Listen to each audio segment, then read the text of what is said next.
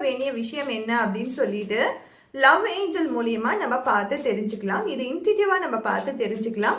So each number 1 and 2 அப்படின்னு நான் எடுக்கிறேன். ஈச் நம்பர்ஸ்ல ரெண்டு கார்டு எடுக்கிறேன். உங்களுக்கு என்ன கார்டில் உங்க எனர்ஜி சிங்க் ஆகுதோ, என்ன நம்பர்ல உங்க கனெக்டிவிட்டி சிங்க் ஆகுதோ அந்த கார்டை நீங்க சூஸ் பண்ணிக்கோங்க.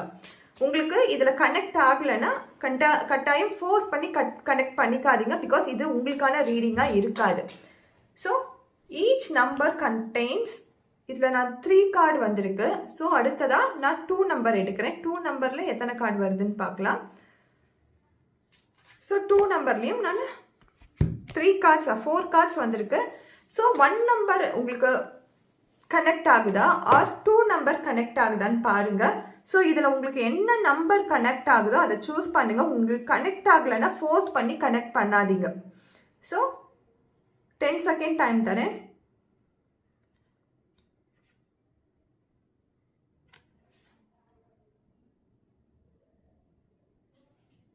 ஸோ 1 நம்பர் நினச்சவங்களுக்கு இப்போ கரண்ட் சிச்சுவேஷனில் நீங்கள் ஆல்ரெடி உங்களுடைய ரொமான்டிக் பார்ட்னரை நீங்கள் சூஸ் பண்ணியிருக்கீங்க.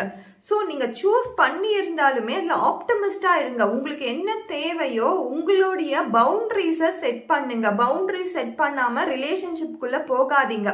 ஸோ உங்களுக்கு என்ன தேவையோ, உங்களால் என்ன முடியுமோ, உங்களால் எதை பண்ணி இந்த காதல் வாழ்க்கையை தக்க வைக்க முடியுமோ அதை மட்டும் பண்ணுங்க. ரொம்ப ஃபோர்ஸ் பண்ணி அவங்களுக்காக நான் இதை பண்ணுறேன், இதை பண்ண அவங்க என் கூட இருப்பாங்க, இதை கன்வின்சிங் பண்ணுறதுக்காக எதையும் பண்ணாதீங்க. அது நிலைக்காது.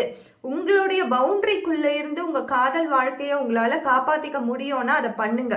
பட் ஆல்ரெடி உங்களுடைய ரொமான்டிக் லவ் பர்சனை நீங்கள் சூஸ் பண்ணியிருக்கீங்க.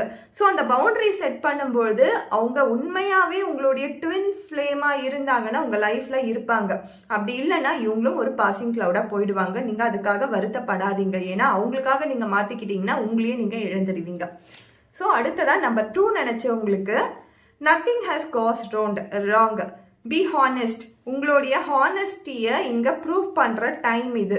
அவங்க எது வேணாலும் சொல்லட்டும், நீங்கள் யாராக இருக்கணுமோ நீங்களாக இருங்க. Nothing has to go wrong. தப்பாக போகிறதுக்கு வாய்ப்பே கிடையாது.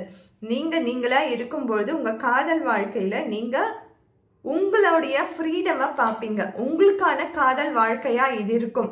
உங்களுடைய பவரை நீங்கள் திரும்பி எடுக்க போறீங்க. நீங்கள் யாராக இருந்தீங்களோ அவங்களாக மாற போறீங்க. வித் யுவர் லவ் பார்ட்னரோட, உங்களுடைய காதலரோட நீங்களா இருக்க போறீங்க. ஸோ ஒரு ஹாப்பி மூமெண்ட் தான் கிரியேட் ஆக போகுது. தேங்க்யூ.